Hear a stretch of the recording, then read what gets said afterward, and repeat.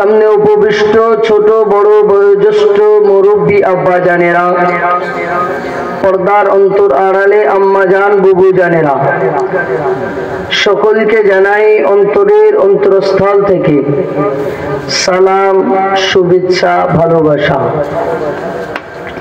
লাখো লাখো শুকরিয়া সেই রব্বুল আলামিনের দরবারে যে আল্লাহ পাক আমাকে আপনাকে এত সুন্দর একটা কোরআনের মাহফিলে, এত সুন্দর একটা জান্নাতের বাগানে বসবার মতো তৌফিক দান করেছেন।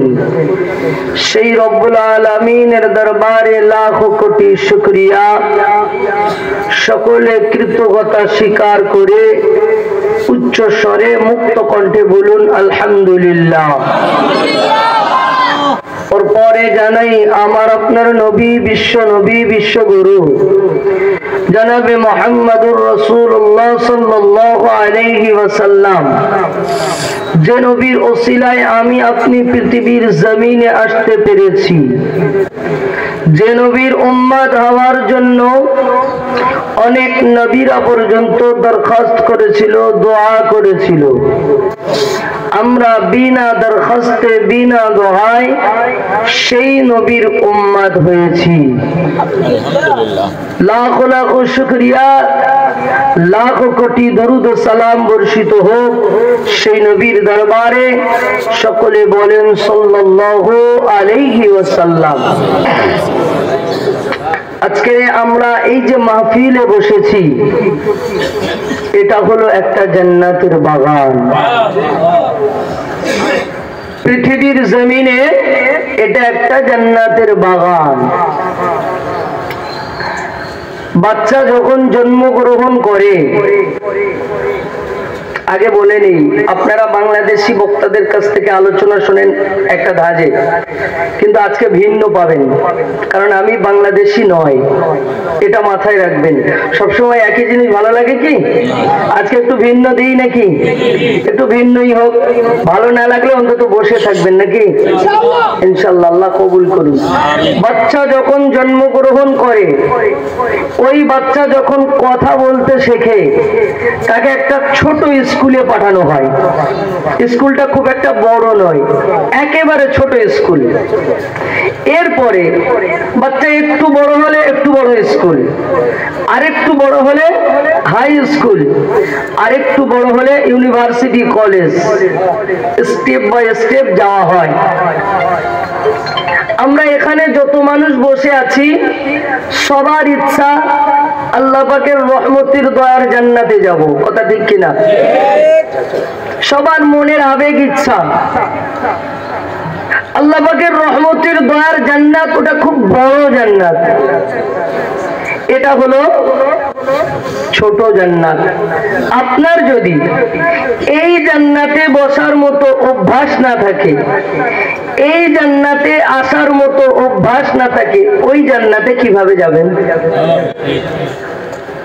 বাচ্চা যদি প্রাইমারি স্কুলে, ছোট স্কুলে না পড়ে, ওই ছোট বাচ্চাকে আপনি ইউনিভার্সিটিতে, কলেজে ভর্তি করতে পারবেন? পারবেন না। অতএব ছোট জান্নাতে আগে ঢুকতে হবে, অভ্যাস করতে হবে, এরপরে এই জান্নাত থেকে ওই জান্নাতের ফয়সালা হবে। তো পিছনে যারা দাঁড়িয়ে আছেন, জান্নাতে ঢুকতে চান আপনারা, তো বসে যান। যদি মনে করেন জান্নাতে যাব না, তো দাঁড়িয়ে থাকেন, সমস্যা নেই আমার। যদি জান্নাতে যাওয়ার আশা থাকে তো বসে যান। যাই হোক, এখানে যত মানুষ বসে আছি, আমাদের সবার ইচ্ছা আল্লাহ পাকের রহমতের দয়ার জান্নাতে যাব, কথা ঠিক কিনা? এখন জান্নাতের আশা রাখলে কি আল্লাহ জান্নাত দেবেন? আশা রাখলে হবে কি? হবে না। জান্নাতের রাস্তাতে চলতে হবে, জান্নাতের কাজ করতে হবে, তবে জান্নাত দেবেন। আমরা আল্লাহর কাছে দোয়া করি, আল্লাহ মরণের পরে জান্নাত দেবেন, কিন্তু জান্নাতের কাজ করতে পারি না, হবে কি? হবে না। জান্নাতের রাস্তাতে চলতে হবে, জান্নাতের কাজ করতে হবে, তবে আল্লাহর রহমতের দয়ার জান্নাত দেবেন। আপনাদের বাংলাদেশি ভাষায় কি বলে জানি না, মদ বোঝেন? মদ, ওটাকে বাংলাদেশি ভাষায় কি বলে? মদই বলে। একজন মদ খেয়েছে, মদ খেলে তার সেন্স থাকে? ননসেন্স।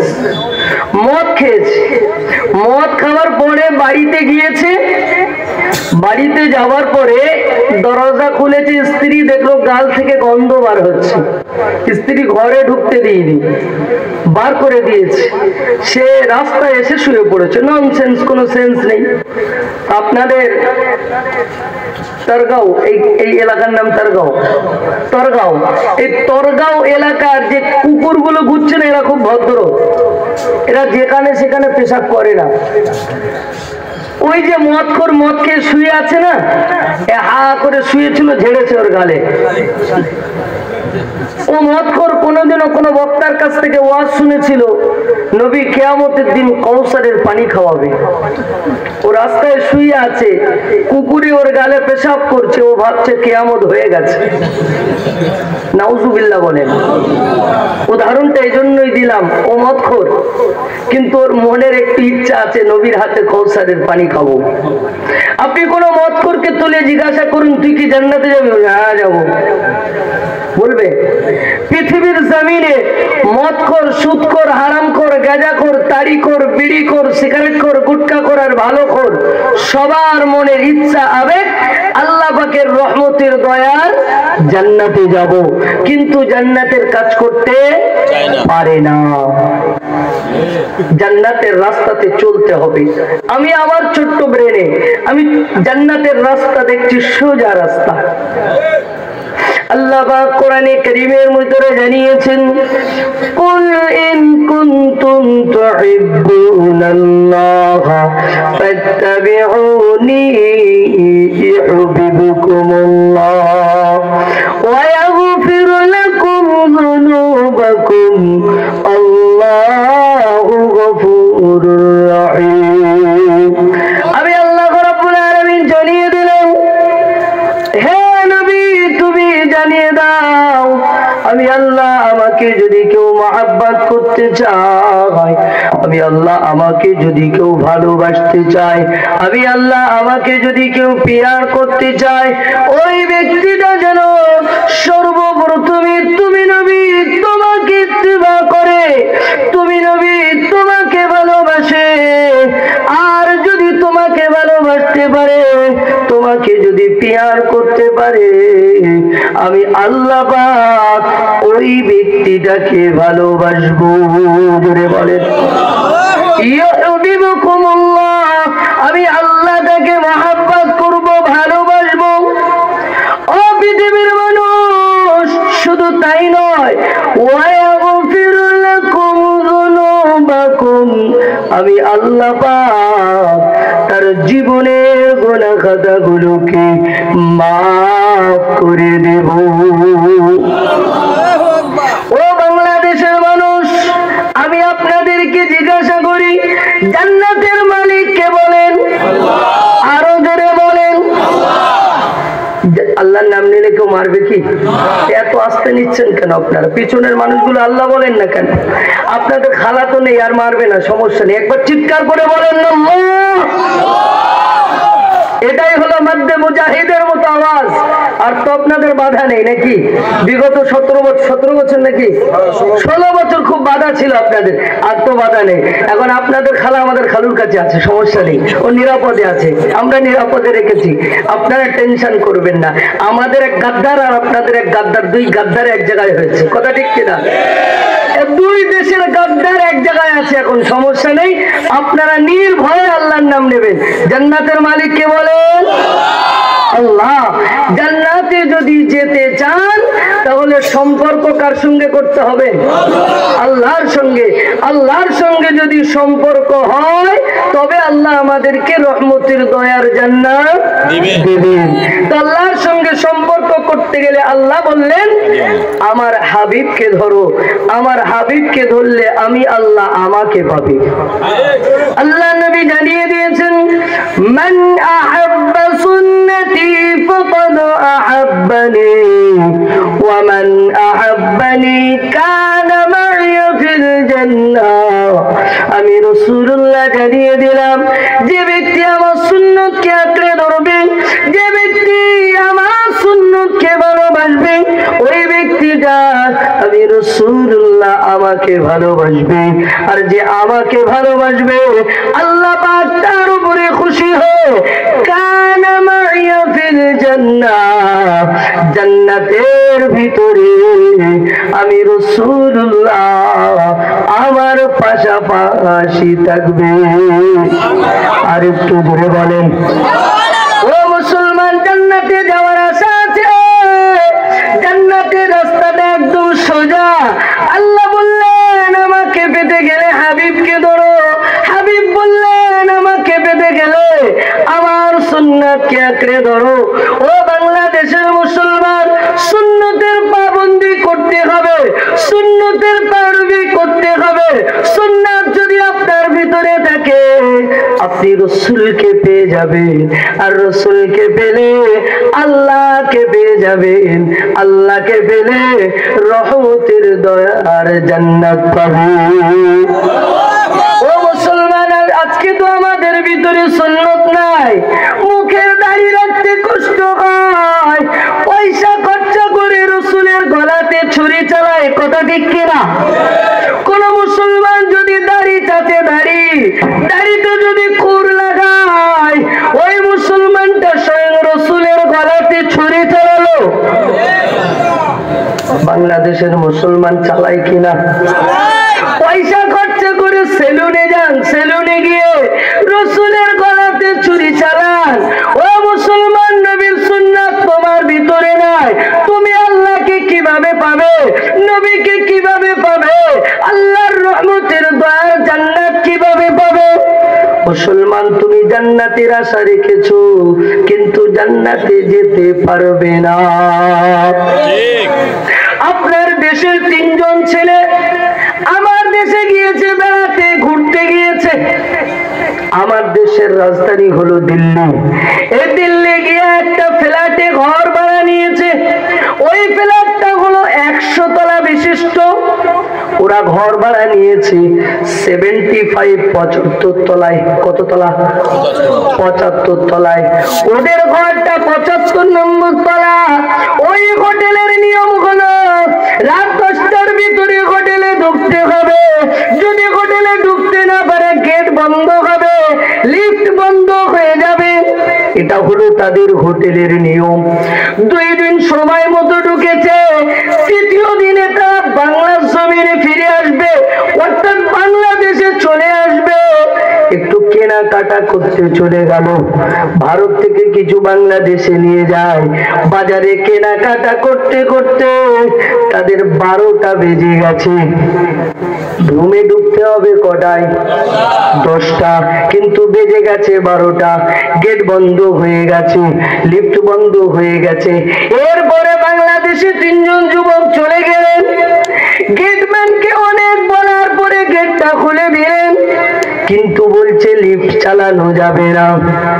ও মুসলমান, কিভাবে উঠবে বলুন? সিঁড়ি দিয়ে উঠতে হবে।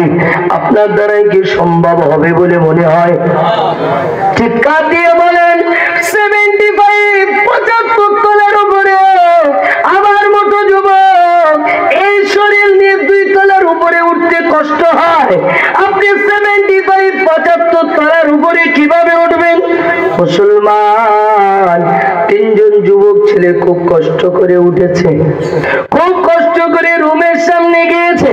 যাওয়ার পরে 3 জনের পকেট হাতায়, চাবি কোথায়? বলল চাবি তো নিচে গেটম্যানের কাছে। আপনারা বলুন, ওই 3 জনের পক্ষে কি সম্ভব হবে নিচে নেমে চাবি নেওয়া? আল্লাহ নবী জানালেন ইন্নাল জান্নাতা তাহতা রিজলাইহা।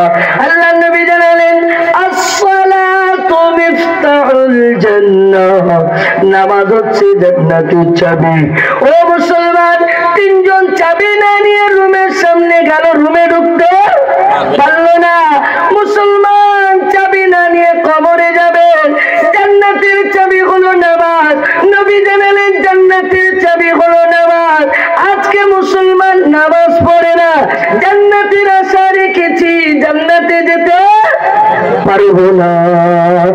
বাংলাদেশের যুবক ও মুরব্বী আব্বা জানেরা, কানটা খুলে শুনে রেখে দাও। চলে গেলাম জান্নাতের দরজার সামনে গিয়ে বসে রয়েছি, কিন্তু পকেটে তো চাবি নাই, কিভাবে ঢুকবো? চাবি তো নাই, দরজার সামনে ঢুকে বসে রয়েছি। কিছু সময় পরে ক্লান্তি বোধ আসলো, একটু শুয়ে পড়লাম। বাংলাদেশি তিনজন যুবক যখন 75 তলার উপরে গেল, যাবার পরে যখন চাবি খুঁজে পায় না, ওরা সিঁড়িতে শুয়ে পড়লো। কি করবে? অনেক কষ্ট করে উঠেছে, ক্লান্ত শরীর নিয়ে সিঁড়িতে শুয়ে পড়েছে। এখন বলুন, ফ্ল্যাটে কারা থাকে? গরিব মানুষ, ধনী মানুষ থাকে। ধনীরা যদি গরিবকে দেখে একটু নাক ছিটকায় না? যে এখন ধনীরা গরিবকে দেখে নাক ছিটকায়। সিঁড়িতে তিনজন যুবক শুয়ে আছে, ওদেরকে কি ভালো দেখবে? 75-76 তলার মানুষ যখন নামছে, তিনজন সিঁড়িতে শুয়ে আছে, ওদের হাতটা ধরে নিচে ফেলে দিয়েছে, ঠ্যাং ধরে নিচে ফেলে দিয়েছে। সিঁড়িতে শুয়ে আছে, কারে পাগল ছাগল কোথা থেকে এসেছে, নিচে ফেলে দিল। আপনি জান্নাতে যাবেন, আপনার কাছে চাবি নাই, জান্নাতের দরজার সামনে বসে আছেন, ফেরেশতারা আসবে আপনার ঠ্যাং ধরে জাহান্নামে দিয়ে দেবে, কারণ আপনার কাছে জান্নাতের চাবি নাই। কথা ঠিক কিনা? চাবি নিয়ে যেতে হবে তো নাকি? বাংলাদেশের মুসলমান, জানি না আপনাদের মসজিদের মুসল্লি কেমন। বর্তমান সমাজে 100-র ভিতরে 95% মানুষ বেনামাজি, only 4-5% মানুষ নামাজি। তারপরেও আধুরা আধুরা বোঝেন, আধুরা আধুরা বোঝেন, অল্প অল্প, পুরোপুরি ভাবে নয়। নামাজে দাঁড়িয়েছি, মেরা দিল মদিনা মে গায়। हिंदी बोझेननी, हिंदी बोझेननी। हम तो हिंदुस्तान के रहने वाला हूँ, इसलिए तो कुछ हिंदी बोलना पड़ता है। हिंदी समझता है आप लोग? मैं हूँ, मेरा दिल मदीना में है। এর বাংলা কি জানেন? আমি নামাজে দাঁড়িয়েছি, অন্তর মদিনায় বসে আছে। এই নামাজ পড়লে কি নামাজ হবে নাকি? আপনি মসজিদে নামাজে দাঁড়িয়ে আছেন, আপনার মনটা বাজারে বসে আছে। আপনি মসজিদে নামাজে দাঁড়িয়ে আছেন, আপনার মনটা ঢাকায় আছে, আপনার মনটা অন্য জায়গায় ঘোরাফেরা করছে। ও মুসলমান, একটা বার বলুন, এই নামাজটা কি আল্লাহর দরবারে কবুল হবে? নামাজ পড়তে হবে। আল্লাহর নবী মেরাজ শরীফ থেকে নামাজ এনেছিলেন কত ওয়াক্ত? 50 ওয়াক্ত। উম্মতের জন্য আল্লাহ নামাজের ভিতরে দুটো অফার রেখেছেন। আমার নবী যখন মেরাজ শরীফ থেকে ফিরে আসছিলেন, দুইটা অফার আমাদের জন্য এনেছেন। কোন মুসলমান যদি খুশু খুজুর সহিত 5 ওয়াক্ত নামাজ আদায় করে, ওই মুসলমানের নামায় আমলে আমার আল্লাহ 50 ওয়াক্ত নামাজের সওয়াব দেবে। দ্বিতীয় নম্বর অফার হলো, কোন মুসলমান যদি 5 ওয়াক্ত নামাজ সঠিকভাবে আদায় করে, আমার আল্লাহ জানিয়ে দিলেন ওই নামাজের ভিতরে আমি আল্লাহ আমার দিদার নসিব হবে। আল্লাহ পাকের দিদার চান কিনা? জোরে বলেন। আল্লাহ পাকের দিদার হবে আপনার মহল্লার মসজিদে। ও মুসলমান, নবী গেলেন মেরাজ শরীফে, নবী গেলেন মেরাজ শরীফে সাক্ষাৎ করতে বোরাক চড়ে। আল্লাহ বললেন, উম্মত শুনে রেখে দাও, ও বিশ্ব নবী, উম্মত শুনে রেখে দাও, তোমাদেরকে মেরাজ শরীফে যেতে হবে না, হবে না। চলে যাও মহল্লার মসজিদে, ওই মসজিদে নামাজে দাঁড়িয়ে যাবে। নামাজ যদি সঠিক হয়, আমি আল্লাহ আমার দিদার নসিব হবে। নামাজ যদি সঠিক হয়, আমি আল্লাহ 50 ওয়াক্ত নামাজের সওয়াব দেব। মুসলমান নামাজে দাঁড়িয়ে গেছি। মেরা দিল মদিনা মে হ্যায়। আপনাদের পাশে বড় বাজার কোথায় আছে বলুন? কাপাসিয়া বাজার। আপনার এলাকার একজন মুরব্বী মানুষ, আপনার বাংলাদেশে আবার মুরব্বী বললে গন্ডগোল, তো মুরব্বী তো ভাইরাল। হ্যাঁ মুরব্বী, ওই যে আপনার মুস্তাক ফাইজি সাহেব তো পুরাই ভাইরাল করে দিয়েছে মুরব্বী, গোটা দেশ ভাইরাল, গোটা পৃথিবী ভাইরাল। এই গত আগস্ট মাসে গেলাম ওমরায় মদিনা শরীফে, ওখানেও গিয়ে দেখছি মুরব্বীর মুরব্বী, আরবিয়ানরাও বলছে মুরব্বী মুরব্বী, গোটা পৃথিবী ভাইরাল হয়ে গেছে মুরব্বী। আপনার দেশের, আপনার এলাকার একজন মুরব্বী কাপাসিয়া বাজারে 4টা দোকান আছে, কটা? 4টা দোকান। মুরব্বী ফজরের নামাজ পড়েছে, মসজিদে ফজরের নামাজ পড়ে কাপাসিয়া বাজারে চলে গেল, 4টা দোকান খুলেছে, যা কিছু বেচা কেনা হয়েছে, আবার জোহরের নামাজ আপনার মহল্লার মসজিদে এসে পড়েছে। আপনাদের কাছে একটা প্রশ্ন করি, ভারতে বলেন আর বাংলাদেশে বলেন, কম বেতনে চাকরি করে কারা একটু বলবেন? আপনারা জেনে শুনে কম দেন? আপনারা জেনেই কম দেন নাকি? আমি তো বলিনি যে ইমামদের বেতন কম দেন, এরকম কিছু জিজ্ঞাসা করেছি? আমি বললাম বেতন কম কাদের, আপনারা এক চান্সে ধরেছেন ইমামদের, মানে আপনারা জেনে শুনেই কম দেন, যেটা কম জানেন তারপরেও দেন। ইমাম মসজিদের মেম্বারে দাঁড়িয়েছে, জুমার দিনে খুতবা দেবেন, মসজিদের সভাপতি এসেছে 500 টাকার একটা কর্পোরেট নোট নিয়ে হুজুরের হাতে দিচ্ছে, হুজুর আজকে আমার ছেলে চাকরির ইন্টারভিউ দিতে গেছে, আপনি একটু দোয়া করুন যেন ভালো একটা চাকরি পায়। ইমাম সাহেব নামাজের পরে দোয়া চায়,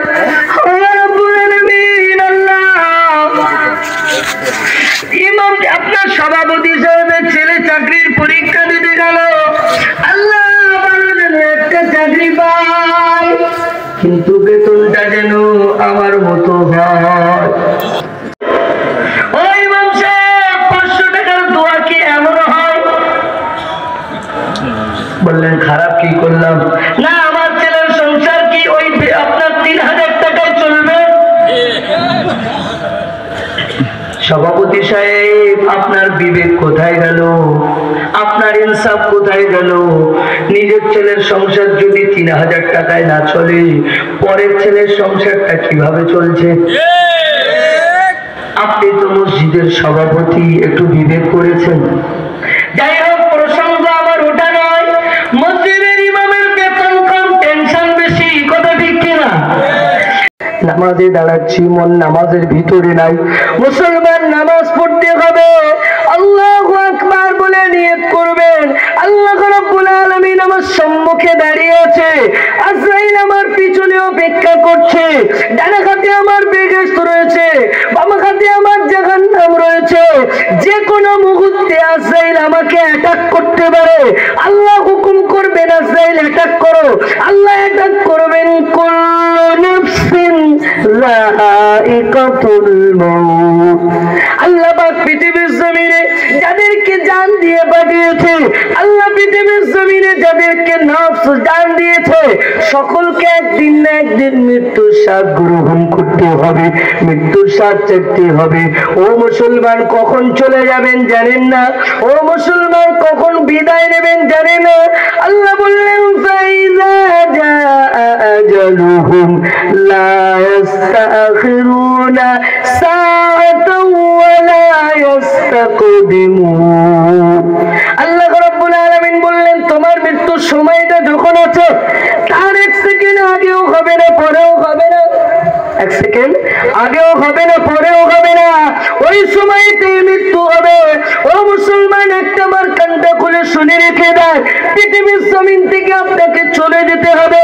আল্লাহ কোরআনের কারিমের ভিতরে বললেন, ওয়ামা খালাকতুল জিন্না ওয়াল ইনসা ইল্লা লিয়াবুদুন।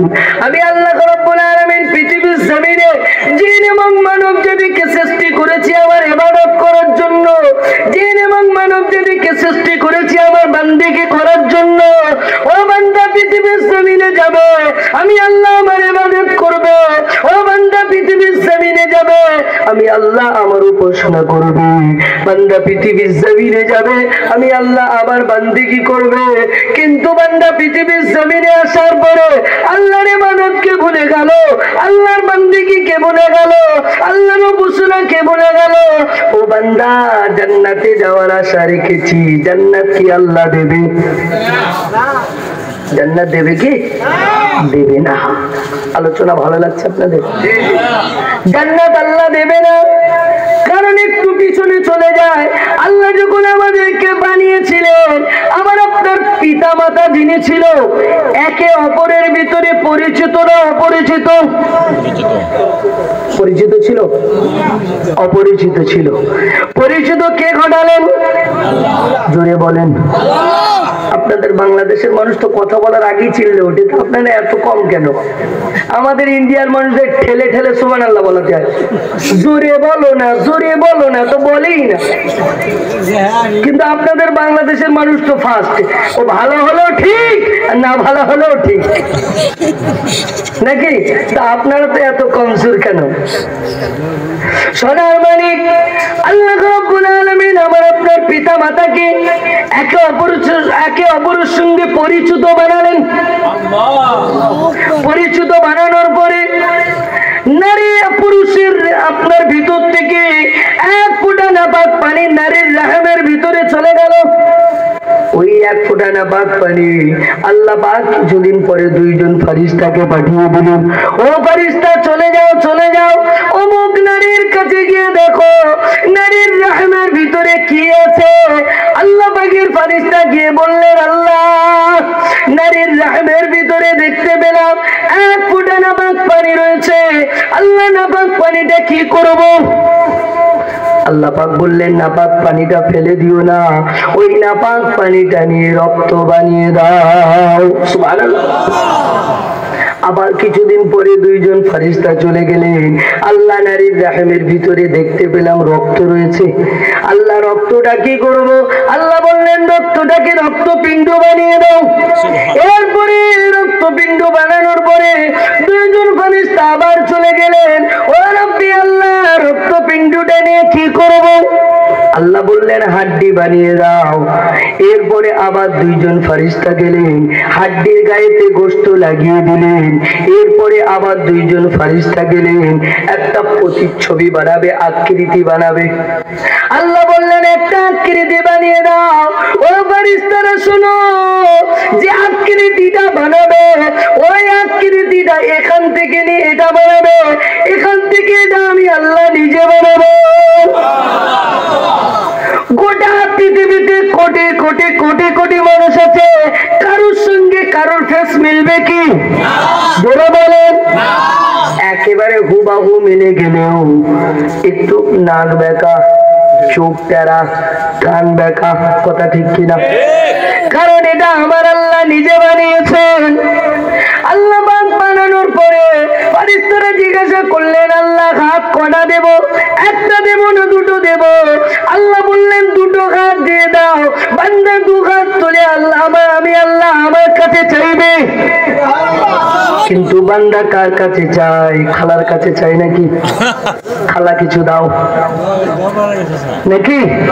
বান্দা আল্লাহর কাছে চাই না, বাবার কাছে চাই বলছে। বাবা কিছু দেয়। আপনার দেশে তো অনেক বাবা আছে, আমার দেশে মা আছে। আপনার দেশে বাবা আর আমার দেশে মা, ওই জন্য খালা ওখানে চলে গেছে। যাই হোক, বাংলাদেশের মানুষ কানটা খুলে শুনে রেখে দেন। আল্লাহ বললেন, দুটো হাত দাও, আমি আল্লাহ আমার কাছে চাইবে। আল্লাহ, পা কটা দেব? একটা না দুটা? আল্লাহ বললেন, দুটো পা দিয়ে দাও। বান্দা পা দিয়ে ঘেটে ঘেটে মসজিদে যাবে, বান্দা পা দিয়ে ঘেটে ঘেটে মাহফিলে যাবে, বান্দা পা দিয়ে ঘেটে ঘেটে ভালো কাজে যাবে। আল্লাহ রাব্বুল আলামিন এরপরে বানিয়ে দিলেন। দুইজন ফারিস্তাকে বললেন, ও ফারিস্তারা শোনো, বান্দার ভিতরে জান দিয়ে দাও। বান্দার আকৃতি তৈরি হয়ে গেছে, বান্দার ভিতরে জান দিয়ে দাও। বান্দাকে জান দেওয়ার আগে ফারিস্তারা জিজ্ঞাসা করলেন, ও রব্বুল আলামিন আল্লাহ, বান্দার ভিতরে জান দেবেন, খাওয়াবেন কিভাবে? আল্লাহ বললেন, ক্বালা ইন্নী আ'লামু মা লা তা'লামুন। আমি আল্লাহ যেটা জানি তোমরা সেটা জানো না, আমি আল্লাহ যেটা বুঝি তোমরা সেটা বোঝো না। আমি আল্লাহ জান দিতে বলেছে দিয়ে দাও, বাচ্চার নারীর সঙ্গে মায়ের নারীটা জুড়ে দাও। বাচ্চা যে খাবারটা মা যে খাবারটা খাবে বাচ্চার পেটে সেই খাবারটা পৌঁছে যাবে, মা যে খানাটা খাবে সেই খানাটা মায়ের বাচ্চার পেটে পৌঁছে যাবে। জোরে বলেন। মা যে খাবারটা খাবে সেটাই বাচ্চার পেটে পৌঁছে যাবে। এরপরে আল্লাহ রাব্বুল আলামিনকে ফেরেশতারা প্রশ্ন করলেন, আল্লাহ ও রাব্বুল আলামিন, আপনি তো গাল বানিয়েছেন খাওয়ার জন্য, এই গাল দিয়ে কেন খাওয়া দেবেন না? আল্লাহ পাক আবার বললেন, ক্বালা ইন্নী আ'লামু মা লা তা'লামুন। আমি আল্লাহ যেটা বুঝি তোমরা সেটা বুঝো না, আমি আল্লাহ যেটা জানি তোমরা সেটা জানো না। আমি আল্লাহ জানিয়ে দিলাম, মায়েদের গর্ভেতে যখন কোন সন্তান আসে, ওই সন্তান আসার পূর্বে প্রতি মাসে একটা নাপাক রক্ত বের হয়। বাচ্চা আসার কারণে নাপাক রক্তটা বন্ধ হয়ে যায়, ওই নাপাক রক্তটা পেটের ভিতরে জমাট বেঁধে থাকে, নাপাক রক্তটা পেটের ভিতরে জমাট বেঁধে থাকে। আমি আল্লাহ যদি গাল দিয়ে খাওয়া দিই, ওই নাপাক রক্তটা গাল দিয়ে প্রবেশ করবে, এজন্য আমি আল্লাহ গাল দিয়ে খাওয়া দিই না। ও বান্দা, আল্লাহ পাক বললেন জবানটা আমি আল্লাহ নিজে বানিয়েছি, পবিত্র জবানও পবিত্র করব না, নাপাক রক্তটা পবিত্র জবান দিয়ে প্রবেশ করবে না। ও বাংলাদেশের মুসলমান, পৃথিবীর জমিনে আসার পরে, বাংলাদেশের জমিনে আসার পরে হারামটা জবান দিয়ে হরহর করে চালিয়েছে কিনা? কথা ঠিক কিনা? ও বান্দা, এ জবান দিয়ে হারামটা খেয়েছি, এ জবান দিয়ে মদ খেয়েছি, এ জবান দিয়ে সুদ খেয়েছি, এ জবান দিয়ে গুটকা খেয়েছি, এ জবান দিয়ে সিগারেট খেয়েছি। বান্দা একটা বারো কি ভেবেছি এই জবানটা আমার আল্লাহ নিজে বানিয়েছিলেন। জবান তো পবিত্র রাখার কথা ছিল, সকাল থেকে নিয়ে সন্ধ্যা পর্যন্ত 650 মিথ্যা কথা বলেছি। মিথ্যার যন্ত্র তো পকেটেই আছে নাকি? আছে। ফোনটা কানে ধরলাম, বাবু কোথায় আছেন? আছে তরগাঁও, বললো কাবাসিয়া। এটা সত্য না মিথ্যা? ও মুসলমান, সকাল থেকে নিয়ে সন্ধ্যা পর্যন্ত 650 মিথ্যা কথা বলেছি। যে জবানটা আল্লাহ পবিত্র রেখেছিল, নাপাক রক্ত ঢুকতে দিইনি, আজকে সেই জবানটা অপবিত্র করেছি। মসজিদের কোনায় গিয়ে জিকির করি আল্লাহ আল্লাহ আল্লাহ আল্লাহ। আল্লাহ বলছে মাল পাগলা পাগলা পাগলা। কেন বলেন তো? হারাম খেয়ে খেয়ে জবানটাকে অপবিত্র করে মসজিদের কোনায় গিয়ে জিকির করে আল্লাহ কবুল করবে? মুসলমান মুসল্লি নামাজ পড়তে যায়, দেখতে পাওয়া গেল একটা আম গাছ আছে, আম গাছ না? এখন আম গাছ আছে, আম বাগানের নিচ দিয়ে নামাজ পড়তে যায়। ভোরের বেলা দেখতে পেল আম গাছের তলায় অনেকগুলো পাকা পাকা আম পড়ে আছে। আমগুলো কুড়িয়ে নিয়ে মসজিদের বারান্দায় রেখে মসজিদের ভিতরে গিয়ে জিকির করে আল্লাহ আল্লাহ আল্লাহ। আল্লাহ বলল তোর ঘাড়ের শিরা কেটে যাবে, বেরিয়ে যা। পরের গাছের আম কুড়িয়ে নিয়ে মসজিদের বারান্দায় রেখে আল্লাহ, পরের গাছে আম কুড়িয়ে নিয়ে আর মসজিদের বারান্দায় রেখে ভিতরে গিয়ে আল্লাহ আল্লাহ করছে। আল্লাহ কবুল করবে কি? ধরে বলেন আল্লাহ কবুল করবে? ও মুসলমান, কানটা খুলে শুনে রেখে দেন, জবানকে পবিত্র করতে হবে। যে জবানটা আল্লাহ পবিত্র রেখেছিল, পবিত্র জবান দিয়ে পবিত্র আল্লাহর নাম নেবেন, আল্লাহ আপনার জিকিরকে কবুল করবে। অপবিত্র থেকে দূরে রাখতে হবে, অপবিত্র থেকে নিজের জবানটাকে দূরে রাখতে হবে। জবান যদি পবিত্র হয়, খাবার যদি হালাল হয়, আপনার ইবাদত আল্লাহর দরবারে কবুল হয়ে যাবে। সুবহানাল্লাহ। খাবার হালাল হতে হবে, জবানটাকে পবিত্র রাখতে হবে, আল্লাহ দরবারে আপনার ইবাদত কবুল হয়ে যাবে। মুসলমান আর কবে পরিবর্তন হব, না জানি কখন বিদায় নিয়ে চলে যাব, আল্লাহ আর সুযোগ দেবে না। সুযোগ যতটুকু আছে, যখনই বুঝেছি ফিরে আসি, একটা বার আল্লাহর দিকে ফিরে আসি। মুসলমান, আমি আপনাদেরকে বলছিলাম 95% মুসলমান নামাজি, বলেছি না? এরপরে 5% মানুষ নামাজি, এরপরে অল্প অল্প আদুরা নামাজের নিয়ত করেছে আল্লাহু আকবার। সানা পড়তে জানি না। সানা পড়তে জানি কি না? মুরব্বিকে জিজ্ঞাসা করুন, মুরব্বি সানা জানেননি? বলছে সানা কি আলু ছানা না বেগুন ছানা? ও মুরব্বি, সানা নয়, এ তো দোয়া সানা। কথা ঠিক কিনা? মুরব্বি সেটাও জানে না। মুরব্বিকে জিজ্ঞাসা করুন, আপনার বইটাকে বসে কি পড়তে হয়? প্রথমে তাশাহুদ পড়তে হয়, এরপরে দুরূদ ইব্রাহিম পড়তে হয়, এরপরে দুআয়ে মাসুরা পড়তে হয়। মুরব্বিকে একবার জিজ্ঞাসা করুন, ও মুরব্বি, দুআয়ে মাসুরা কাকে বলে? বলে খায় না মাকে। মুরব্বিকে জিজ্ঞাসা করছে, বলে দুআয়ে মাসুরা জানেননি? বলছে খায় না মাকে। ও মুসলমান, আপনি যদি দোয়াগুলো না জানেন, নামাজ পড়েছেন কিন্তু জুয়া জানেন না, ওই নামাজটা কি আল্লাহর দরবারে কবুল হবে? না। জুড়ে বলুন। আপনাদের বাংলাদেশে খাসির গোশত পাওয়া যায়? খাসির গোশত কত করে কেজি বলেন? 1000-1200। আমার দেশের তো 800, 700, 900 টাকার মধ্যে পাওয়া যায়। আর গরুর গোশত তো আমার দেশে অনেক কম। আপনাদের দেশে কত? 700। আমার দেশে তো 240, 230 টাকার মধ্যে পাওয়া যায় গরুর গোশত। তো যাই হোক, খাসির গোশত আপনি 1200 টাকায় কিনে এনেছেন, অনেক দামি জিনিস। আপনার স্ত্রীকে বলেছেন সুন্দর করে এটাকে রান্না করো, ভালো জিনিস যদি সুন্দর হয় অল্পতেই ভাত খাওয়া হবে নাকি? স্ত্রী সুন্দর করে রান্না করবে, মাথায় আছে স্বামী বলেছে সুন্দর করতে হবে।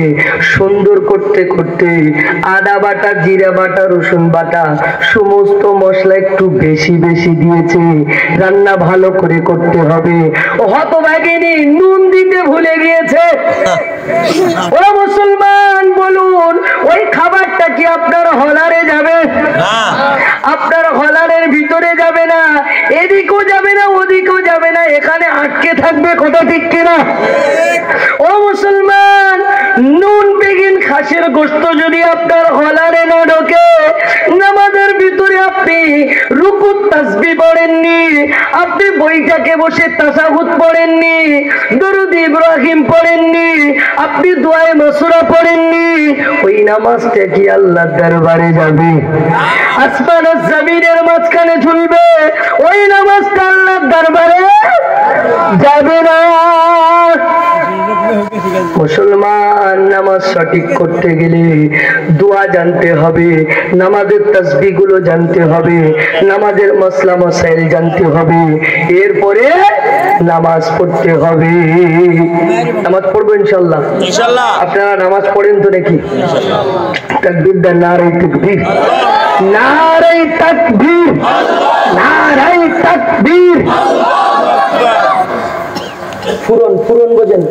ফুরন কথাটা বোঝেন? ফুরন বোঝেননি?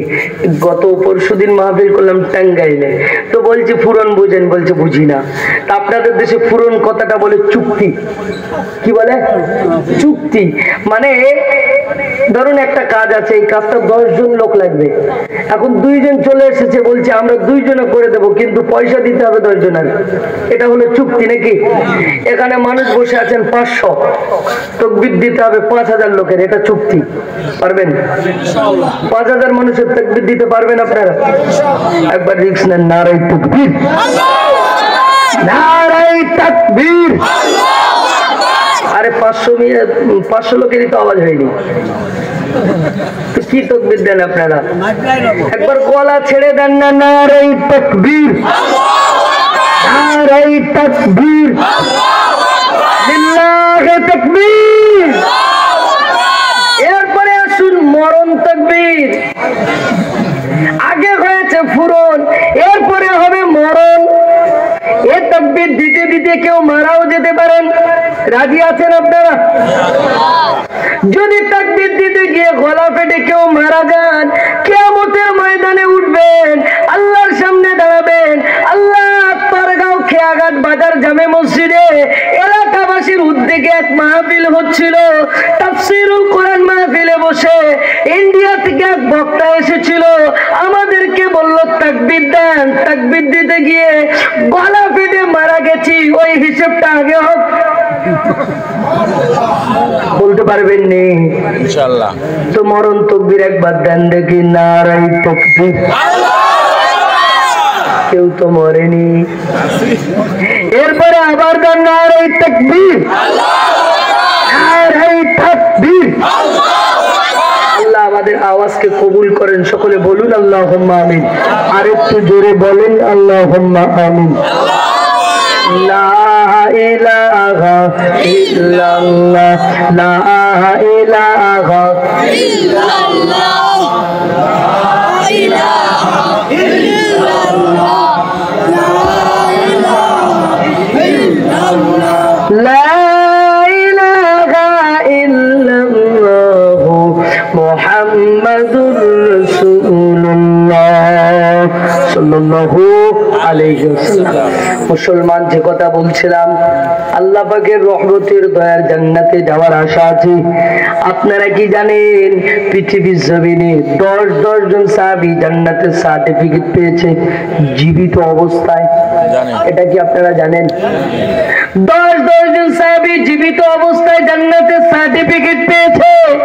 আমরা মরণের পরেও জান্নাতে যাব কিনা জানি না। সাহাবীরা তো জীবিত অবস্থায় পেয়ে গেল, আল্লাহ কি আমাদের জীব মরণের পরে দেবে? এটা কি আমরা জানি? জানি না। ও মুসলমান, সাহাবীরা কেন জীবিত অবস্থায় পেল? আল্লাহ নবীর কলিজা ছেড়া সাহাবী হযরত আবু বকর সিদ্দিক রাদিয়াল্লাহু তাআলা আনহুকে চেনেন? নাম শুনেছেন? আবু বকর সিদ্দিক রাদিয়াল্লাহু তাআলা আনহু, আল্লাহ নবী বিশ্বনবী একদিন খবর পৌঁছে গেল আবু বকরের কাছে, ও বাবাজি আবু বকর, তোমার নবীকে বেঈমানের বাচ্চারা মেরেছে, নবী আমার বিদায় নিয়ে চলে গেছে, তুমি একটাবার দেখো। হযরত আবু বকর বললেন, নবী বিদায় নিতে পারে না, নবী আমার চলে যেতে পারে না। আবু বকর কাঁদতে কাঁদতে চলে গেলেন। কিছুটা রাস্তা যাওয়ার পরে দেখলেন বেঈমানের বাচ্চারা মেরেছে। একটু দূরে গিয়ে বেঈমানের বাচ্চারা দাঁড়িয়ে আছে, তামাশা দেখছে মুহাম্মদ কি করে। আল্লাহ নবীকে কোলে করে তুলে নিয়ে পার্শ্ববর্তী একটা গরু বাগানে নিয়ে চলে গেলেন। আঙ্গুর বাগানে নিয়ে আল্লাহ নবীর মাথাটা বুকের সঙ্গে জড়িয়ে ধরে রেখেছে। ইয়া রাসূলুল্লাহ, ইয়া হাবিবাল্লাহ, হুজুর একবারের জন্য চোখটা খুলুন, একবারের জন্য জবানটা খুলে কথা বলুন। আল্লাহ নবী চোখটা খুলে না, আল্লাহ নবী জবানটা খুলে কথা বলে না। আবার বললেন, ইয়া রাসূলুল্লাহ, ইয়া হাবিবাল্লাহ, হুজুর একবারের জন্য চোখটা খুলুন, হুজুর একবারের জন্য জবানটা খুলে কথা বলুন। আল্লাহ নবী চোখটা খোলে না, আল্লাহ নবী জবানটা মেরে কথা বলে না। এরপরে আবু বকর আল্লাহ নবীর মাথাটা ছেড়ে দিয়ে উরাতের উপরে রাখলেন, আল্লাহর কাছে দোয়া চায়, ও রব্বুল আলামিন, আল্লাহ আপনার হাবিব যদি বিদায় নেয়, আল্লাহ আপনার হাবিবকে ফিরিয়ে দেয়। আমি আবু বকর, আমাকে তুলে নেন, আমাকে তুলে নেন, আমার জীবনের পরিবর্তে আপনার হাবিবের জীবন ফিরিয়ে দেন। কতটা ভালোবাসলে এমন কথা বলা যায়? আমাকে তুলে নেন, আমার জীবনের পরিবর্তে হাবিবকে ফিরিয়ে দেন। ও মুসলমান, নবীকে কতটা মহব্বত করেন। আজকে যদি আমি আপনাদেরকে বলি নবীকে মহব্বত করেন, জীবন দিতে হবে না। আপনার যত বিঘা জমি আছে 1 বিঘা কি মসজিদে দেবেন? দিত না। বলছে হুজুর মাথা খারাপ, আপনার কি ইন্ডিয়া থেকে মাথা টাথা খারাপ হয়ে গেছে নাকি? বলবেন নাকি নবীকে মহব্বত করেন, মুখে ভালোবাসি, মুখে আমল জুড়ে বলেন। সেই রাতটা কোন রাত? আল্লাহ নবীর সঙ্গে গারে সুরের ভিতরে গেলেন। গারে সুরের ভিতরে যাওয়ার পরে দেখতে পেলেন অনেকগুলো গর্ত রয়েছে, গর্ত। ওই গর্তগুলোকে নিজের চাদর মোবারকটা কেটে কেটে বন্ধ করে দিয়েছে। অবশেষ একটা গর্ত রয়ে গেছে, নিজের পা মোবারক দিয়ে আটকে ধরে রেখেছে, নিজের পা মোবারক দিয়ে আটকে ধরে রেখেছে। ওই গর্তের ভিতর থেকে একটা সর্বশেষে আবু বকর হুজুরকে দংশন করলেন। আবু বকর হুজুরকে কামড়ে নিলেন। হুজুরের চোখ দিয়ে টপ টপ করে পানি পড়ে। হুজুর পানিগুলোকে ধরে নিচ্ছেন। না জানি এক ফোঁটা পানি যদি রাসূলুল্লাহর চেহারা মোবারকে পড়ে যায়, নবীর ঘুমটা ভেঙে যাবে, বেয়াদবি হয়ে যাবে। আল্লাহ নবীর ঘুমটা ভেঙে গেল। আবু বকরকে জিজ্ঞাসা করলেন, বাবাজি আবু বকর, ও বাবাজি আবু বকর, কি ব্যাপার, কি ব্যাপার, কান্নাকাটি কেন করো? কি হয়েছে তোমার? একটা বার কি বলবে? কি ব্যাপার তোমার, কি হয়েছে তুমি একটা বার বলো। আবু বকর বললেন, হুজুর সাপ ওই গর্ত থেকে বার হয়ে আমাকে কামড়ে নিয়েছে। আল্লাহ নবী বললেন, আমাকে কেন ডাকুনি বাবা? আমাকে ডাকতে পারতে। আবু বকর বললেন, হুজুর সাপ আমাকে কামড়ে নিয়েছে, সাপের কামড়ে জীবন দিতে রাজি, কিন্তু আপনার ঘুম ভাঙাতে রাজি না। আর একটু জোরে হবে না? ও মুসলমান, সাপ আমাকে কামড়ে নিয়েছে, সাপের কামড়ে জীবন দিতে রাজি আছি, কিন্তু আপনার ঘুম ভাঙাতে রাজি নয়। ও মুসলমান, আজকে তোরগাঁও কিয়াঘাটে মাহফিল হয়, মাহফিল কমিটি যদি বলে ৫,০০০ দাও নবীর মহব্বতে, বলছে মাথা খারাপ। নবীকে ভালোবাসি, মুখে ভাসি, অন্তরে নয়। কথা ঠিক কিনা? ও মুসলমান, নবীকে মহব্বত করতে হবে। আল্লাহ নবী বললেন, লা ইউমিনু আহাদুকুম হাত্তা আকুনা আহাব্বা ইলাইহি মিন ওয়ালিদিহি ওয়া ওয়ালাদিহি ওয়ান নাসি আজমাইন। তোমরা অত সময় পর্যন্ত পরিপূর্ণ মুমিন মুসলমান হতে পারবে না যে সময় পর্যন্ত তোমরা তোমাদের আলাউলাদ সম্পত্তি, পৃথিবীর সমস্ত মানুষ অপেক্ষা আল্লাহ আল্লাহ রসুলকে মহব্বত করতে না পারবে, আল্লাহ আল্লাহ রসুলকে ভালোবাসতে না পারবে, ওই সময় পর্যন্ত পরিপূর্ণ মুমিন মুসলমান হতে পারবে না। ও মুসলমান, স্ত্রীর থেকে বেশি নবীকে মহব্বত করেন, বাচ্চার থেকে বেশি নবীকে মহব্বত করেন। ফজরের সময় নামাজ পড়তে আসেন নাই, ফজরে মসজিদে মুয়াজ্জিন আযান দেয়, আসসালাতু খায়রুম মিনান নাওম, ঘুম থেকে নামাজ উত্তম। ও মুসলমান, মুয়াজ্জিন সাহেব যখন হাত দিল, আপনি বাড়িতে শুয়ে আছেন, স্ত্রীর মহব্বত ভুলতে পারেন না, বাচ্চার মহব্বত ছাড়তে পারেন না, মসজিদে আসতে পারেন না। নবী বললেন, বাচ্চার মহব্বত ছাড়তে হবে, স্ত্রীর মহব্বত ছাড়তে হবে, আল্লাহ আল্লাহ রসুলকে মহব্বত করতে হবে, তবে আমি একজন ইমানদার হতে পারবো। ইমানদার হতে চান কিনা? ইমানদার হতে চান কিনা? চান ইনশাআল্লাহ। ইনশাআল্লাহ আল্লাহ পাক আমাদেরকে কবুল করুন। সকলে বলুন আল্লাহুম্মা আমিন। আর একটু জোরে বলেন আল্লাহুম্মা আমিন। আমরা একেবারে বসে আছি আপনার শাবানুল মুআজ্জাম মাস, নাকি এটা আরবিতে কি মাস জানেননি? শাবানুল মুআজ্জাম মাস। এই শাবান মাসের পরে কি মাস আসছে? রমজান মাস। রমজান মাসে রোজা রাখেননি আপনারা?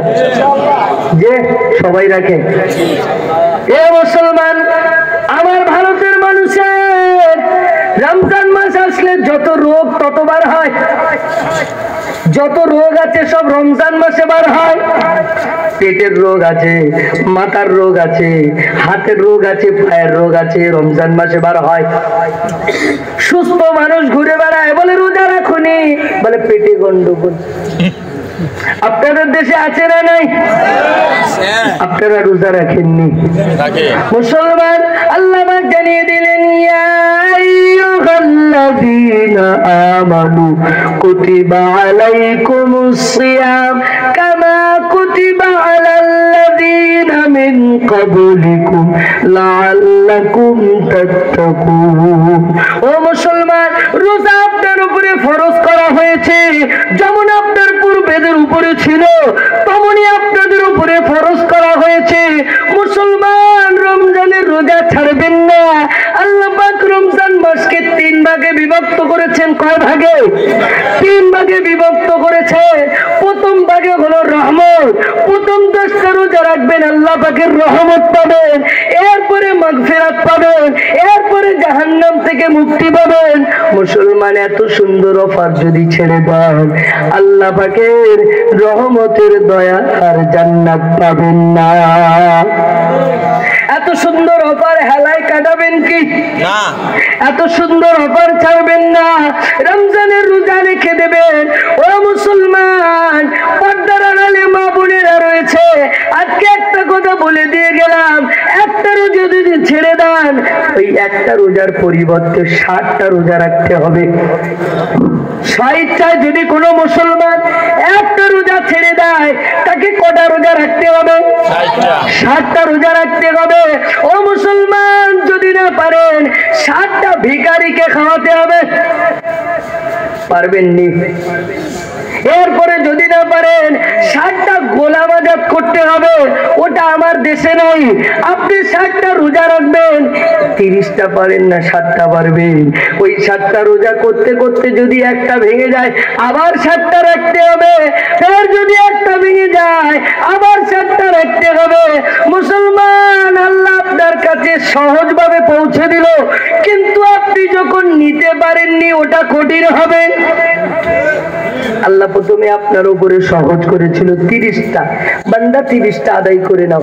তুমি যখন বান্দা 30টা আদায় করতে পারছো না, তখন তোমার উপরে চলে আসলো 60টা। ওই 60টার ভিতরে ভুল করবে, আবার 60টা। মুসলমান, সজাগ হয়ে যান। রমজানের রোজাকে ছাড়বেন না। আগত রমজানুল মুবারক মাসের রোজা আল্লাহ পাক আমাদের সকলকে রাখার মতো তৌফিক দেন। সকলে বলুন আল্লাহুম্মা আমিন। আর একটু জোরে বলেন আল্লাহুম্মা আমিন। আল্লাহ পাক আমাদের সকলকে কবুল করেন, দ্বীনের জন্য, ইসলামের জন্য কবুল করেন। সকলে বলুন আল্লাহুম্মা আমিন। আপনারা কিছু কিছু মানুষ চলে যাচ্ছেন, অসুবিধা হচ্ছে নাকি? আপনাদের শেষ করব, টাইমও আমার শেষের দিকে, মা বোনেরা পর্দার আড়ালে রয়েছেন, মা বোনদেরকে কিছু কথা বলে যাই। নামাজ পড়বেন 5 ওয়াক্ত, রোজা রাখবেন, রমজানের রোজা রাখবেন। যে রমজানের রোজাকে রাখবেন, 5 ওয়াক্ত নামাজ পড়বেন। আর রমজানুল মাস, আপনার রমজানুল মুবারক মাসে কোরআন তেলাওয়াত করবেন বেশি বেশি, কোরআন বেশি বেশি তেলাওয়াত করবেন। মা বোনেদের একটা সমস্যা আছে, ব্যক্তিগত একটা সমস্যা আপনারা জানেন। রমজান মাসে যে সমস্যাটা হবে, ওই কয়দিন রোজা ভাঙার পরে ওই রোজাগুলো আবার পরবর্তীতে আদায় করতে পারবে। এর জন্য 60টা রোজা রাখতে হবে না, কারণ এই সমস্যাটা আমার আল্লাহ দেওয়া সমস্যা। কথা বুঝতে পারেননি? এই সমস্যাটা আমার আল্লাহ দেওয়া সমস্যা। সেই জন্য মা বোনেরা আপনারা রোজা রাখবেন। যে কয়টা রোজা ভেঙে যাবে রমজানের পরে, ওই কয়টা রোজা আবার আদায় করে দেবেন। একটা জিনিস দেখবেন, ধর্মীয় কাজে, ধর্মের দিক থেকে মা বোনেরা একটু আগে আছে। কথা ঠিক কিনা? এই নফল ইবাদত যত আছে দেখবেন পুরুষেরা করে না, মহিলারা বেশি করে। যত নফল রোজা আছে, যত নফল ইবাদত আছে, দেখবেন মা বোনেরা বেশি করে। জি, মা বোনেদেরকে ইসলামের দিকে, ধর্মীয় দিকে মা বোনেরা অনেকটা আগে আছে। সেই জন্য মায়েদেরকে বলবো, রমজানের রোজাকে ছাড়বেন না, 5 ওয়াক্ত নামাজ ছাড়বেন না, কোরআনে কারীম তেলাওয়াত করবেন। চেষ্টা করবেন রমজানুল মুবারক মাসে প্রথম 10 দিনে একটা খতম করা, দ্বিতীয় 10 দিনে আরেকটা খতম করা, তৃতীয় 10 দিনে আরেকটা খতম করা। যদি সম্ভব হয় পুরো রমজান মাসে একটা অন্তত খতম করা। কথা ঠিক কিনা? যে রমজানুল মুবারক মাসে 1 টাকা দান করলে কয় টাকা পাওয়া যায়? 70 টাকা। 70 টাকা পাওয়া যায়। অতএব একটা অক্ষর পড়বেন, অন্য মাসে যদি একটা নেকি হয়, রমজান মাসে 70টা হবে। সেই জন্য রমজান মাসে চেষ্টা করবেন কোরআনে কারীমকে বারবার খতম করার জন্য। দেখেন না প্রতিটা মসজিদে খতম তারাবি হয়। কথা ঠিক কিনা? না। খতম তারাবি হয় ও মুসলমান, বিভিন্ন জায়গায় হয়, এক একটা মসজিদে 10টা 20টা করে খতম হয়, 3টা 4টা 5টা করে খতম হয়, কোন মসজিদে একটা খতম হয়। খতম তারাবি পড়বেন, আপনাদের তারাবি হয় নাকি? খতম তারাবি পড়বেন। অনেক মুসলমান আছে সারাদিন রোজা রাখার পরে সন্ধ্যাবেলা ইফতার করে বাড়িতে শুয়ে গেল, তারাবির কোনো খোঁজ নাই, তারাবির কোনো খোঁজ নাই, তারাবি পড়তে যায় না। ও মুসলমান, কোরআনে কারিম শুনবেন, তারাবিতে দাঁড়িয়ে কোরআনে কারিম শুনবেন, প্রতিটা অক্ষরে আল্লাহ আপনাকে নেকি দেবে, যে পড়ছে তার থেকে বেশি নেকি আপনি পাবেন। মুসলমান, এত সুন্দর অফার ছাড়বেন নি আপনারা, ছাড়বেন না, এত সুন্দর অফার আপনারা ছাড়বেন না। আল্লাহ আমাকে আপনাকে হেফাজত করুন, আল্লাহ আমাকে আপনাকে বোঝার তৌফিক দান করেন। ও মুসলমান, আমি আবার শুরুতে ফিরে যাই। ও মুসলমান, কানটা খুলে শুনে রেখে দেন, 5 ওয়াক্ত নামাজ পড়বেন, জান্নাতে যাওয়ার আশা রয়েছে, জান্নাতের রাস্তাতে চলার চেষ্টা করবেন। ইনশাআল্লাহ বলেন, জোরে ইনশাআল্লাহ বলেন। জান্নাতে যাব ইনশাআল্লাহ, ইনশাআল্লাহ। নারে তাকবীর, নারে তাকবীর। জান্নাতে যাব ইনশাআল্লাহ। জান্নাতের রাস্তাতে চলবেন, আল্লাহর হুকুমকে মেনে নেবেন, আল্লাহর হুকুম মেনে ঈমান নিয়ে কবর পর্যন্ত যাওয়ার তৌফিক দান করেন। সকলে বলুন আল্লাহুম্মা আমিন। আরেকটু জোরে বলেন আল্লাহুম্মা আমিন। আর আমার দেশে যাওয়ার জন্য আপনাদেরকে দাওয়াত দিলাম, যাবেননি? ভিসা দেব কাটা, যে ভিসা দেব, যাবেননি? আপনাদের ভিসা দেয় না, আপনাদের ভিসা দেয় না। জি, আপনাদেরকে দাওয়াত দিচ্ছি, কারণ আপনাদের খালা আছে না, এই আপনাদের এদিকে যখন বিয়ে হয়, এই মেয়ের সঙ্গে মাইয়াগর লোকে যে যারা যায় তাদেরকে কি বলে? খালা হয়, কন্যা যাত্রী, বর যাত্রী। যে আপনারা বর যাত্রী যাইয়েন, আমরা কন্যা যাত্রী আসবো। আপনাদেরকে দাওয়াত দিয়ে গেলাম নাকি? আপনাদের খালা তো ওখানে আছে, এখন দুজনকে বিয়ে দিতে হবে তো নাকি? অবৈধভাবে বহুদিন পড়ে আছে, আর বিয়ে দিয়ে একটু হালাল করে দিই নাকি? আপনাদেরকে দাওয়াত দিয়ে গেলাম, আসবেন, আসবেন তো নাকি? আসবেন। আল্লাহ কবুল করুন, সকলে বলুন আল্লাহুম্মা আমিন। আল্লাহ, বেধর্মী আমার মুসলমান যারা ধর্মকে বোঝে না, ধর্মের উপরে চলতে চায় না, ধর্মের বিরোধিতা করে, আল্লাহ তাদেরকে সঠিক বুঝ দান করুন, সকলে বলুন আল্লাহুম্মা আমিন। আল্লাহ, মুসলমান হয়েও যারা ধর্মের বিরোধিতা করে, মুসলমান হয়েও যারা ইসলামের উপরে আঘাত আনে, আল্লাহ তাদেরকে ইসলামের জন্য কবুল করো। যদি ইসলামের ভিতরে তাদের জায়গা না থাকে, ইসলাম থেকে তাদেরকে নাস্তে নাবুদ করে দাও, দুনিয়া থেকে তাদেরকে নাস্তে নাবুদ করে দাও। সকলে বলেন আল্লাহুম্মা আমিন। আরেকটু জোরে বলেন আল্লাহুম্মা আমিন। শেষ করলাম, দোয়া করব। আল্লাহ পাক আমাদের সকলকে কবুল করুন, সকলে বলুন আল্লাহুম্মা আমিন। বিসমিল্লাহ শরীফ সূরা ফাতিহা 3 বার পড়েন, সূরা ইখলাস 3 বার, কয়েকবার দরুদ শরীফ পড়েন।